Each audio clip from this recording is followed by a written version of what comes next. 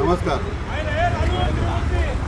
तुम्ही बघा, मनीषा नारायण साळुंखे या ताई अपंग आहे आणि यांचे मिस्टर पण नारायण साळुंखे हे ब्लाइंड आहे. मात्र यांना अजूनपर्यंत गव्हर्नमेंटची एकही अपंगाची पेन्शन चालू नाही आहे. मी जेव्हा त्यांना विचारलं तेव्हा त्यांनी सांगितलं की त्यांच्या मिस्टरांच्या आधार कार्डमध्ये नाव चुकलेलं आहे. ते नाव बदलण्यासाठी आधार कार्डवाले 1500 ते 2000 रुपये घेतात. म्हणजे खरं तर ते अपंग आहे, दिव्यांग आहे, त्यांच्याकडनं 1 रुपया न घेता त्यांचं काम करून द्यायला पाहिजे. आणि गव्हर्नमेंट आधार कार्ड काढणाऱ्यांना काही ना काही मानधन देतं. असं असताना हे आधार कार्डवाले 1500 ते 2000 देऊन अपंगांची पिळवणूक करतात. तुम्ही प्रत्यक्ष त्यांच्याशी बोला. ताई बोला. माझं नाव मनीषा नारायण साळुंखे. माझे मिस्टर डोळ्याने अंध आहे.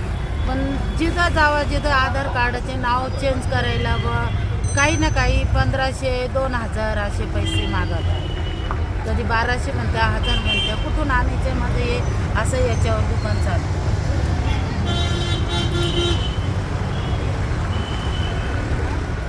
तुम्ही बघा, मेळा बस स्टँडला हे इथे एक छोट्याच्या 3 चाकी सायकलवर त्यांचं दुकान चालवतात.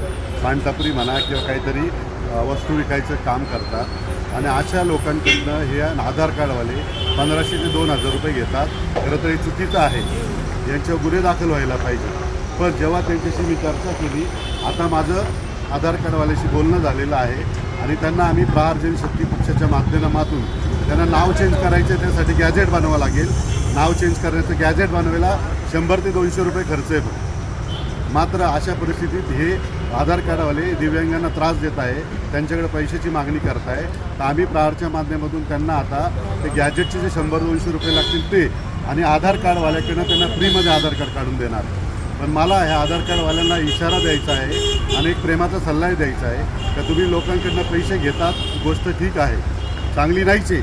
जे गव्हर्नमेंटच्या रूलनुसार पैसे आहेत तेच घ्यायला पाहिजे. पण कमीत कमी जे दिव्यांग आहे त्या लोकांचा तरी विचार करायला पाहिजे.